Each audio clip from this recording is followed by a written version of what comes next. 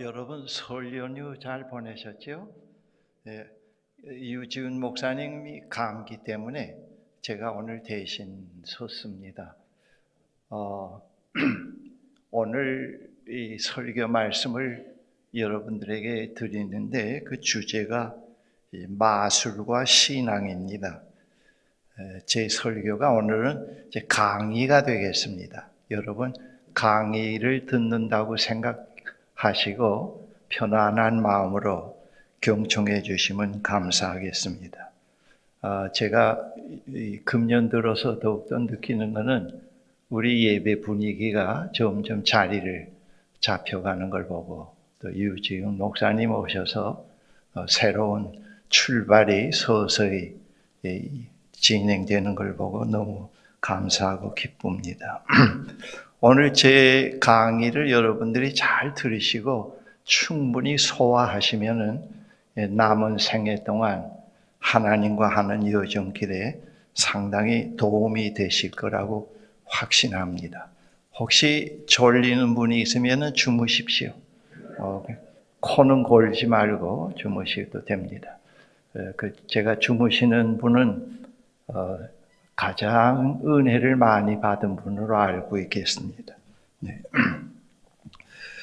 우리가 살고 있는 세상에는 우리의 의지와는 관계없이 여러 가지 자연의 사건, 즉 홍수, 태풍, 지진, 화산, 천둥, 번개, 일식, 월식, 사계절의 변화가 발생합니다.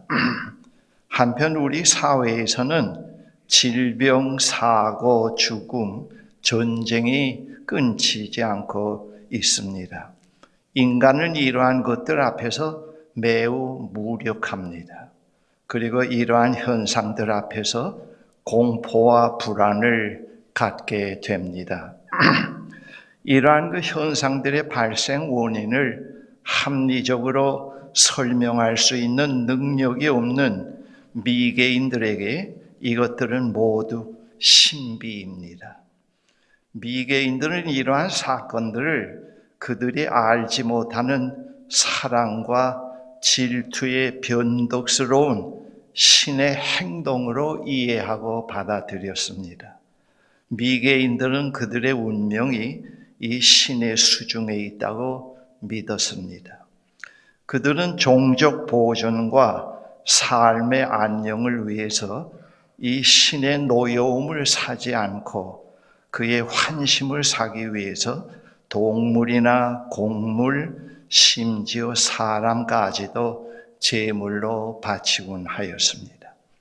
미개인들 사회에서 이 신과 미개인들 사이에서 중재 역할을 하는 마술사들이 있었습니다. 그 사회에서 그들의 위치는 어떤 권위보다도 우위에 있었습니다. 미개인들은 마술사들이 자신들의 운명에 결정적인 영향을 줄 수 있다고 확신하고 믿었습니다. 미개인들은 모든 사건을 우연으로 보지 않았습니다. 그들은 모든 사건은 변덕스러운 신적 존재에 의해서 조정된다고 믿고 있었습니다. 과학의 발달로 인간의 합리적인 기능이 열리면서 자연현상 그리고 인간 사회에서 발생하는 사건들의 신비의 베일이 벗겨지기 시작하였습니다. 과학은 이러한 사건들의 발생 원인을 밝혀주고 그러한 사건을 미리 예보하고 불행을 대비하는 방안도 제시하게 되었습니다. 그러나 과학이 미개인들이 가지고 있던 문제, 즉 공포와 불안은 해소시켜주지 못하고 있습니다. 오히려 현대인들에게는 자신을 인식하기 시작하면서 미개인들이 느끼지 못했던 도덕적인 가책, 삶의 의미, 죽음, 전쟁, 새롭게 발생하는 질병, 믿을 수 없는 잔인한 인간성, 핵, 자연의 질서의 균형이 깨어지는 데서 오는 여러 가지 환경 문제 등으로 인해서 삶의 공포와 불안이 더 심해지면서 삶 자체가 원시인들보다도 더 무거운 짐이 되어가고 있습니다. 마치 어린 아이 시절에 가졌던 막연한 의문과 불안이 점점 자라면서 구체적인 실존의 문제로 대두되는 것과 같습니다. 원시 사회에서는 삶의 공포와 불안이 종족이라고 하는 집단이 함께 경험하고 대처하기 때문에 현대인들과 같은 외로움, 정신적인 부담, 불안이 덜했습니다. 그러나 현대인들에게는 종족이 아닌 개인이기 때문에 그들이 경험하는 삶의 문제들을 혼자서 담당해야 하므로 미개인보다 더 깊은 실존적 불안과 정신적 긴장에서 살아가고 있습니다. 물론 현대 사회에 이러한 인간 문제를 돕기 위한 전문 분야의 도우미들, 즉 의사, 변호사, 정신과 의사, 심리치료사, 또 카운셀러가 있습니다. 그러나 그들의 도움 역시 한계가 있습니다. 과학이 미개인들의 신비를 벗기기는 했지만 인간이 가지고 있는 공포와 불안은 없애주지 못하고 있습니다. 현대인들에게는 미개인들에게는 열리지 않은 합리적 기능이 열리므로 미개인들에게는 나타나지 않았던 삶에 대한 의문과 정신적 고뇌가 더 심화되고 있습니다. 단지 미개인들과의 차이점이 있다면은 원시 사회에서 공포와 불안이 미개인의 의식 세계를 지배하였고 과학 시대에서는 그러한 것들이 현대인들의 무의식 세계에 깊이 숨어들어서 현대인들의 삶에 영향을 끼치고 있습니다. 이것을 다른 말로 표현하면 원시 사회에서 살던 미개인이 과학 시대에서는 현대인들의 무의식 세계에 깊이 숨어들어서 의식 세계의 삶을 교란시켜가고 있습니다. 원시 사회에서 미개인은 자신을 억압하지 않고 있는 그대로 드러내놓고 살았지만은 과학 시대의 미개인은 인간의 무의식 세계에 갇혀서 계속 억압되어 가고 있습니다. 억압된 미개인은 억압된 상태로 가만히 있는 것이 아니라 계속 직접 간접으로 삶에 영향력을 끼치고 있습니다. 특별히 꿈에도 나타나고 고난과 역경이 올 때 이것은 상당히 우리들에게 영향력을 주곤 합니다. 원시 사회에서 미개인은 그들이 살고 있는 현상 세계에서 일어나는 사건을 올바르게 이해하고 받아들일 수 있도록 도와주는 참된 영성이 없었습니다. 다시 말해서 마술에 사로잡혀 있는 그들을 깨어나게 하는 영성이 없었습니다. 그 시대 사회에 있던 영성은 미개인들을 더욱더 마술에 묶어 놓았습니다. 그리고 그들을 조종했습니다. 원시 사회 자체가 미개인의 의식세계 그 자체였습니다. 미개인들은 진실이 아닌 것을 사실처럼 믿고 살았습니다. 그것이 마술의 힘 때문이었습니다. 그 시대 사회 전체를 마술이 지배했습니다. 과학이 사실이 아닌 것을 사실처럼 믿었던 신비의 베일을 벗겨주었지만은 인간이 가지고 있는 공포, 불안의 문제에 완전히 해답을 주지 못하고 있습니다. 이 문제는 과학의 영역이라기보다는 종교적 영역입니다.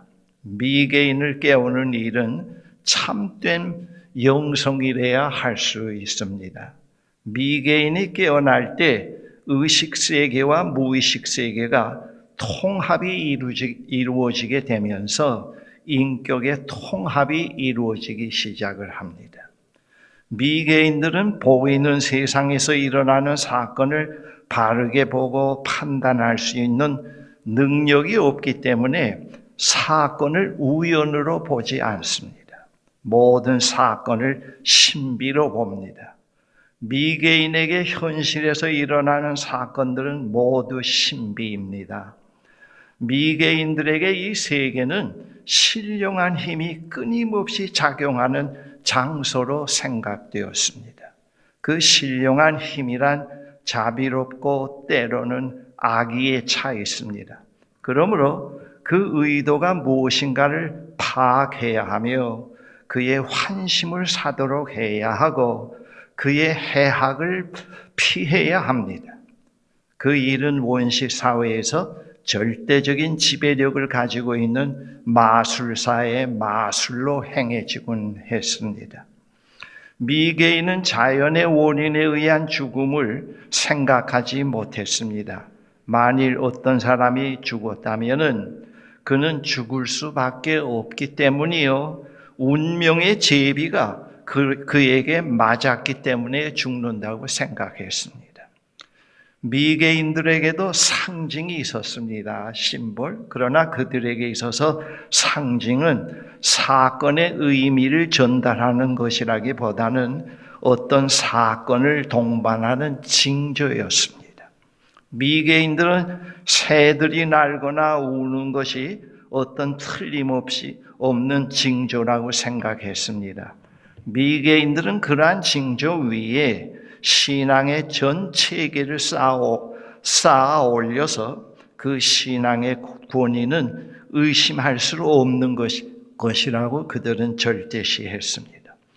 경험이 그 신앙을 결코 반증할 수는 없었습니다.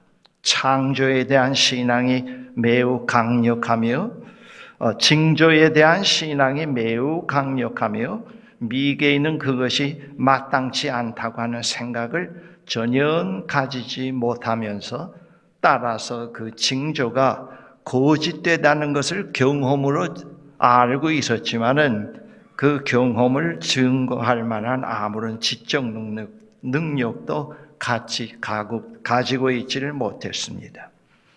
우리는 이른 아침에 닭이 울면은 날이 밝기 시작한다고 생각합니다. 닭이 아침을 가져온다고 생각하지 않습니다. 그러나 미개인은 닭이 아침을 가져온다고 믿었습니다. 시인은 시에서 닭이 아침을 가져온다는 표현을 할 수 있습니다. 이것은 어디까지나 시에서 사용하는 상징적인 표현이지 사실이 그렇다는 것은 아닙니다. 과학이 인간 생활에 끼친 영향은 매우 큽니다. 과학은 자연의 신비를 규명했고 질병의 발생 원인을 규명해 가고 있습니다. 그리고 생활에 편리한 각종 기구들을 발명해 가고 있습니다. 그러나 과학이 인간을 마술에서 해방시키고 있지는 못합니다. 마술적 심성이란 처음부터 인간이 짊어지고 있는 고통의 짐입니다. 우리 시대의 최악의 질병은 정신질환과 정치적 분쟁입니다.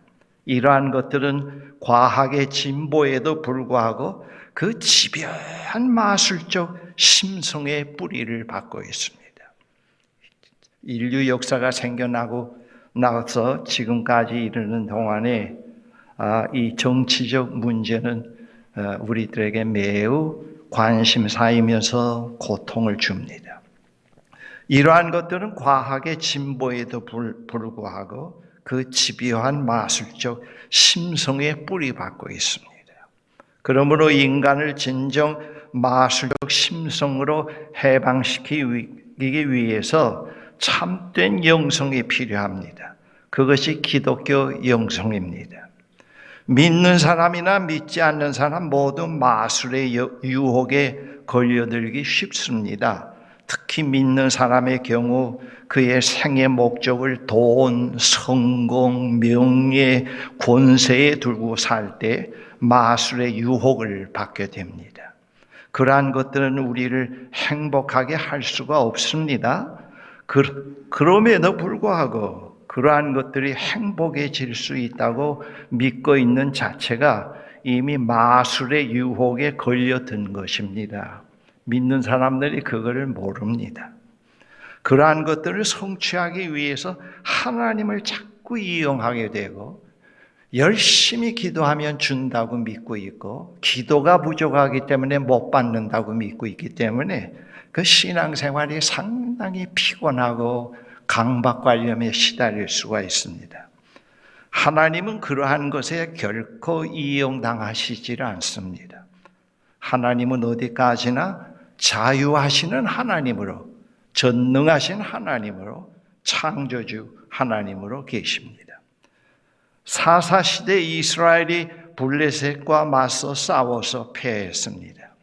그들은 패배의 원인을 법궤가 없기 때문이라고 단정을 하고 법궤를 그들의 진중에 옮겨 놓았습니다. 이스라엘 백성의 사기는 매우 충천했습니다.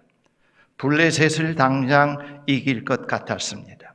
그런데 정작 싸움에서 또 패했습니다. 전보다 더 많은 희생자를 냈습니다. 그리고 법궤까지 빼앗겼습니다.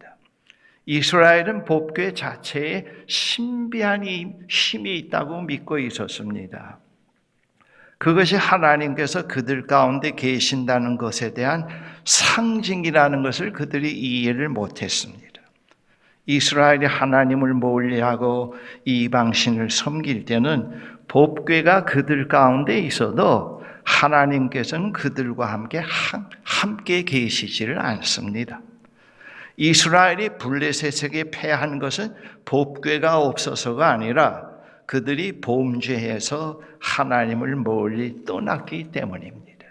이스라엘이 전쟁에 패한 사건을 통해서 하나님께서 그 사실을 그들에게 말씀하셨지만은 잘 알아듣지를 못했습니다. 그러나 선지자 사무엘은 그 사실을 알고 이스라엘 백성을 깨우쳤습니다. 하나님께서 우리에게 말씀하실 때 여러 경로를 통해서 말씀하십니다. 인간이 하나님을 경험하는 통로는, 깨닫는 통로는 그의 영성의 패턴과 밀접한 관련이 있습니다. 어떤 이는 성경을 통해서, 다른 이는 좋은 신학서적 또는 성례전, 은사, 자연, 사건, 설교, 교리, 치유, 경험 등 다양한 통로를 통해서 하나님을 경험하게 되고 하나님이 우리에게 찾아오십니다.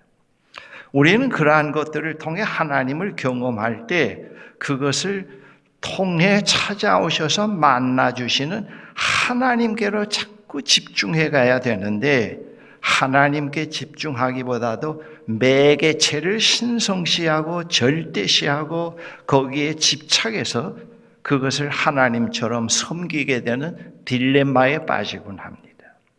그러한 경우 그는 하나님을 섬기는 것이 아니고 마술에 매여 있게 됩니다.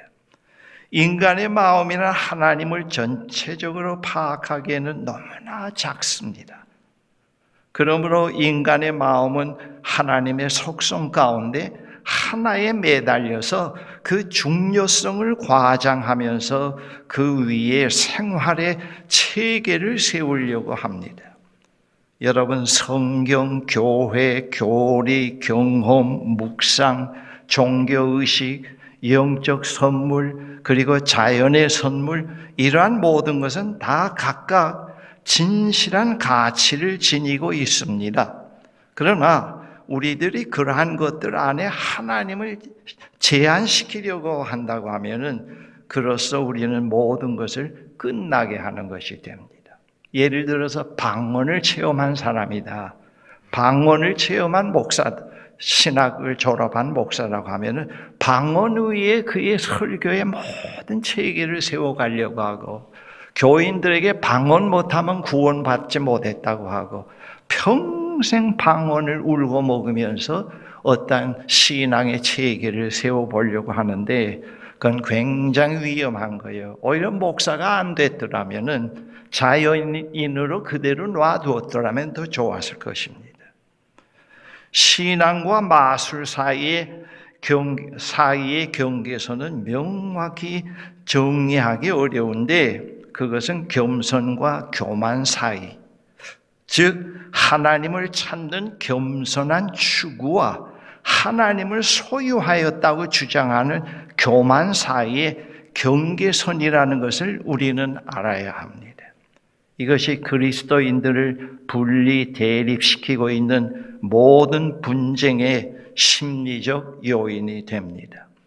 이스라엘 백성은 일찍이 마술 신앙이 아닌 하나님의 영으로 세상을 보는 영성을 가진 백성으로 역사의 무대에 등장할 수 있었습니다. 이스라엘 백성이 살던 시대에 그들을 둘러싸고 있는 주변의 상황은 모두 마술 신앙에서 깨어나지 못하고 있었던 문화였습니다. 그러한 상황에서 이스라엘 백성만은 유일하게 창조주 하나님을 믿는 영성을 가진 백성이었습니다. 여러분, 시편 8편은 대표적인 그런 시편입니다.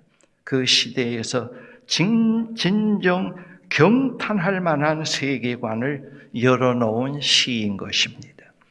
그러면 우리는 어떻게 하면 마술의 유혹에서 벗어나서 진정 자유하는 인간이 되어갈 수 있을까요? 이거 상당히 중요한 관건입니다. 우리가 마술에 묶여있지 않기 위해서는 지속적으로 깨어나면서 하나님과 사랑의 교제를 자꾸 리뉴얼 해가야 됩니다. 깊게 해가야 합니다.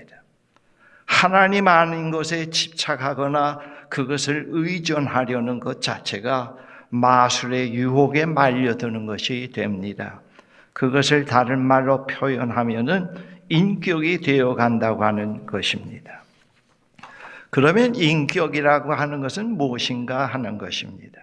인격이란 하나님께 의존함으로써 자기 자신으로부터 자유롭게 되며 하나님 앞에서 스스로 책임을 지는 어른다운 성숙된 인간이 되어가는 것을 의미합니다. 하나님은 우리를 나라는 고유한 인격으로 불러내십니다. 하나님은 우리의 이름을 부르시면서 나 자신으로 불러내십니다. 나라는 존재는 이 세상에서 유일합니다. 나와 같은 사람은 없습니다. 하나님은 그 유일한 나로 지으셨고 불러내십니다. 고유한 나는 피조적인 어떤 것과도 동일화시킬 수 없습니다. 오직 하나님과 진정한 교제를 가질 때만 진정한 인격이 되어 갑니다. 우리가 마술에서 깨어나기 위해서 우리가 살고 있는 이 세상에서 일어나는 모든 사건의 의미를 물어가야 합니다. 과학적 관점에서 모든 사물은 중립적입니다. 뉴트럴입니다. 그리고 신앙의 관점에서 모든 사물은 하나님께로부터 분리되면 모든 사물은 중립적이 됩니다.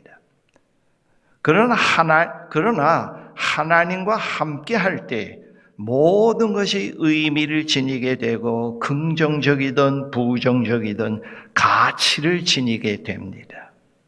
하나님은 이 일을 통해서 나에게 무엇을 말씀하고 계시는가? 그 사물의 의미를 묻게 되는 것입니다. 이것은 바로 내가 바라고 있는 저 별을 통해서 나에게 지금 말을 걸어오고 있는 이 친구를 통해서 나를 사로잡고 있는 어려움을 통해서 또는 나에게 생겨나고 있는 이 고난을 통해서 하나님은 무엇을 말씀하시는가를 자문해 보는 일입니다. 이것이 하나의 영성 훈련의 상당히 중요한 훈련 과정이 될 수가 있습니다. 그러나 우리는 사물의 참된 의미를 탐구하는데 실수를 저지르지 않는다고 말할 수는 없습니다.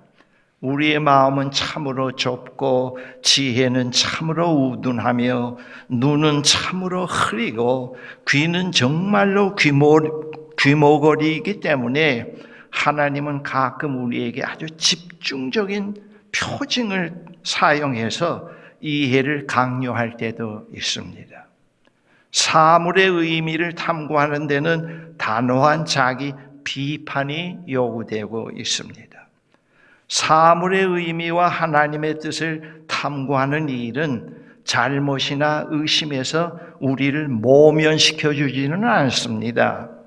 또한 그것은 우리의 운명의 모든 신비 혹은 자연이나 우리 생활에서 생겨나는 모든 사건에 의해 우리가 당면하는 풀기 어려운 모든 문제를 다 해결해 주는 것도 아닙니다.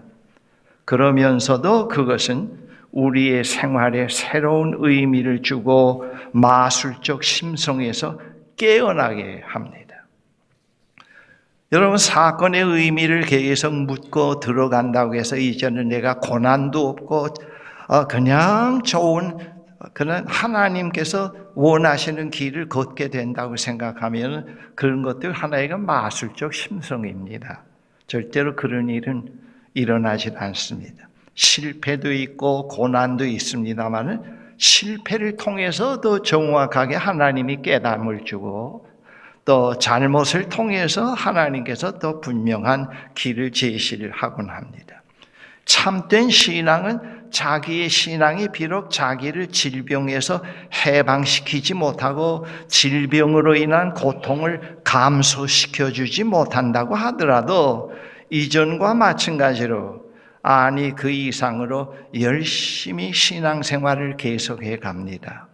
그에게 삶이란 하나님을 찾고 그의 음성을 듣는 것이기 때문입니다. 그는 행동의 정렬 속에서와 마찬가지로 질병의 정적 속에서도 하나님을 갈구해 갑니다. 질병이나 고난이 크게 그를 삼키질 못하고 문제가 되질 않습니다. 그는 행동의 정렬 속에서도 질병의 정적 속에서도 하나님을 계속 갈구해가는 목표를 상실하지 않게 됩니다. 그의 귀는 자신의 질병을 통해서 하나님이 자기에게 말씀하시는 것을 향해 늘 열려 있습니다. 그리고 그것은 때로 자신에게 매우 중요한 경험이 되기 때문에 그는 자신의 질병을 오히려 감사하게 됩니다. 하나님, 내가 이 질병이 아니었더라면, 이 연약함이 아니었더라면 이 큰 구원을 깨닫지 못했을 것 같습니다. 오히려 이것이 저에게 큰 구원을 주시고 질병을 넘어선 새 삶으로 들어서게 해 주셨네요. 이제는 이 질병이나 나를 괴롭히는 이런 것들이 크게 문제가 안 됩니다. 이제는 하나님의 부르심에 언제든지 아멘으로 응답해 가겠나이다. 그런 신비의 신앙으로, 그런 신앙으로 우리를 인도해 가시게 됩니다. 우리는 성서 전체를 통하여서 우리와 같이 생긴 대로의 인간, 곧 잘못을 저지를 수 있는 사람들을 성경에서 무수히 만나게 됩니다. 그들은 우리와 마찬가지로 하나님을 발견하는 그 속에서 그들이 가야 할 길을 깨닫게 됩니다. 그리고 그들은 모든 사물의 의미를 가지고 있다는 것, 모든 것은 우리가 하나님을 더 잘 알고자 하는 이 일을 도울 수 있다는 것을 믿는 점에서 우리와 공통점이요 훌륭한 점입니다. 우리가 살고 있는 현실 세계를 조금만 깊이 들여다보면은 이 지구상에서 일어나는 모든 일들이 영적 싸움이라고 하는 것을 알 수 있습니다. 좋지 않는 영은 마술적 심성에서 깨어나지 못하는 사람들을 하나님이 아닌 것들을 붙잡게 만듭니다.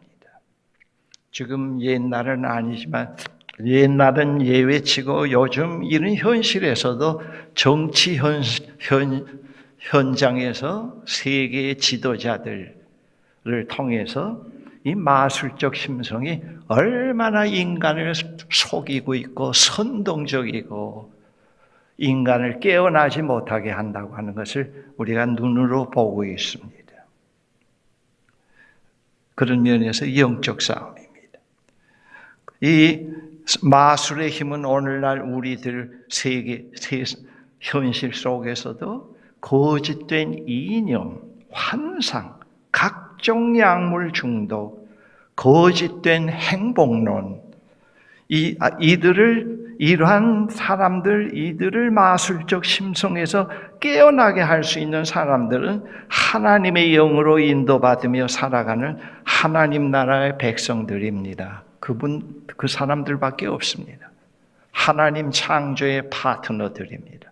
이 하나님의 창조의 파트너들까지도 마술에 묶여 있어가지고 뭐 하면 복준대, 뭐 하면 복준대, 전부 이런 식으로 믿는다고 하면 세상에 참 희망이 없지 않습니까? 그렇죠? 참 희망이 없다고요. 그런데 하나님의 창조의 파트너인 우리들이 이 마술에 사로잡혀 있는 세상을 깨어나게 하고 그런 사람들을 바르게 세워간다고 하는데 우리의 희망이 있고 교회에 희망이 있습니다. 제가 요즘에도 기도하면서 하나님이 이 세상에 그 마술의 심성에 사로잡혀 있는 어리석은 그런 독재자들이 아니고 사방에서 정말 하나님을 바르게 알고 바르게 생각하고 살아가는 그런 사람들이 세계 곳곳의 지도자로 설 수 있게 해주세요. 주님 오실 때까지 그런 세상, 그런 지도자들이 나와서 백성들을 행복하게 살게 만들어 주세요. 그렇게 기도하고 있습니다. 저 북한 같은 데는 아주 전형적인 마술 집단입니다. 전 정치 집단이 아닙니다. 완전히 마술 집단입니다. 이러한 마술 심성에서 깨어날 수 있게 만드는 것이 우리 창조주 파트너인 우리들이요 교회입니다. 여러분, 우리의 여정이 개인적으로, 공동체적으로, 우주적으로 언제 끝날지 모릅니다. 그것은 우리에게 알려져 있지 않습니다. 예수님도 거기에 대해서 침묵을 지키셨습니다. 그러나 우리는 매 순간순간 도상에 있다는 걸 알아야 됩니다. 하나님과 함께하는 도상에 있으면서 계속 그가 말씀하시는 것을 듣고 되어가고 있고 낡은 옷을 벗어가고 있고 실패와 고난 속에서 그의 음성을 듣게 되고 그분을 통해서 계속 나아갈 수 있다고 하는 것. 가난이나 질병이나 어떤 실패가 절대로 우리를 삼키지 못하는 실존으로 되어가고 있다고 하는 것. 이거 상당히 중요해요. 이것이 중요합니다. 우리는 그런 가운데서 매 순간순간 도상에 있습니다. 어느 한순간 이거면 됐다 하는 순간은 없습니다. 그러나 우리는 부활하신 주님과 함께 있는 도상의 여정입니다. 홀로 있는 여정이 아니고 부활하신 주님과 함께 있는 여정이며 우리의 미래는 부활하신 주님의 미래입니다. 다시 한번 말합니다. 우리의 여정이 개인적으로, 공동체적으로, 우주적으로 언제 끝날지는 모릅니다. 그것은 우리에게 알려져 있지 않는 비밀입니다. 우리는 매 순간순간 도상에 있습니다. 그러나 우리는 부활하신 주님과 함께 하고 있는 여정이며 우리의 미래는 부활하신 주님의 미래입니다. 여러분, 이거 상당히 중요합니다. 여러분, 우리 금년 한 해도 열심히 마술적 심성에서 깨어납시다. 좀 더 희망을 주는 기독교인들이 됩시다. 나이 늙었다고 해서 열등감 가질 필요 없어요. 나이가 늙고 연한이 더해 가갈수록 신앙이 뭐라는 걸 깨닫게 됐다. 내 나이가 들어서 문제가 많지만 이것이 하나도 나에게 문제가 안 돼. 네. 그런 고백을 할 수 있으면서 우리가 젊은이들에게 그런 삶을 보여줘야 될 필요가 있습니다. 여러분, 우리가 살고 있는 시대는 상당히 힘든 시대입니다. 그걸 우리가 인정해야 됩니다. 우리는 늘 깨어있는 사람으로서 늘 하나님과 함께하는 도상에 있도록, 설교 한번 듣고 그 다음 주부터는 언제 이런 얘기를 들었나 하고 그렇게 살지 말고 좀 더 깨어납시다. 좀 더 깨어나는 사람으로서 우리는 가정에서나 직장에서나 우리 다른 또 공동체에게 그런 영향력을 줄 수 있는 완전한 사람은 아닙니다만은 그러나 도상에 있다 하는 것을 늘 명심하면서 가장 소중한 인생의 도상에서 내가 주님과 함께 가고 있다고 하는 생각을 마음을 늘 품고 우리가 살아가도록 하십시다. 제가 이 주제는 3월 일상의 주제로 이제 하려고 하는 걸 오늘 여러분들에게 말씀을 미리 드립니다. 깨어나는 우리 하나님의 파트너들을 만들어 가기 위해서 계속 월별로 그런 깨어남과 관련된 주제를 가지고 일상을 인도해 가려고 합니다. 과거에도 그랬습니다만 우리 모세골 공동체가 하는 일은 바로 그겁니다. 깨어나도록 리뉴얼 시키는 거예요. 모순에 안주하지 않도록 아무런 구원이나 어떤 사건이 일어나지 않는 데서 안주하면서 기도 열심히 해라, 뭐 열심히 해라 그런 거는 이젠 시향해야 된다고 봅니다. 그런 데서 벗어나야 됩니다. 우리는 새로운 목표를 향해서 우리 앞으로의 남은 생이 그만큼 중요합니다. 중요하니까 우리는 그런 생을 걸어가도록 해야 되겠습니다. 기도하십시다. 전능하신 하나님 아버지, 우리의 생은 주님과 함께하는 도상에 있습니다. 오늘까지 인도해 주시면서 계속 마술적인 심성에서 거짓된 확신에서 행복론에서 이념에서 우리를 깨우쳐 주시면서 오늘까지 온 것을 감사합니다. 금년 한 해도 계속 깨어나게 해 주십시오.